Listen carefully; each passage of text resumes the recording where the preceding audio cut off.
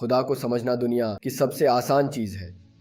خدا ایک دائرے کے مرکز، نقطہ آغاز، منبع اور ہر چیز کے سبسٹنس کی طرح ہے۔ خدا کو جاننا، دیکھنا یا اس سے رابطہ قائم کرنا اس سے کہیں زیادہ آسان ہے کہ ہم اپنی عادات کو تبدیل کریں جو ہماری زیادہ تر زندگیوں کے تجربات سے تشکیل پاتی ہیں۔ کچھ لوگوں کا خیال ہے کہ خدا کو جاننے یا اس کے قریب آنے کے لیے سالوں کی محنت، سخت مذہبی اصولوں پر عمل کرنے اور ایک بہت ہی راست باز اور پرہیزگار شخص بننے کی ضرورت ہوتی ہے، لیکن یہ سچ نہیں ہے۔ سمندر میں ایک لہر کے بارے میں سوچیں۔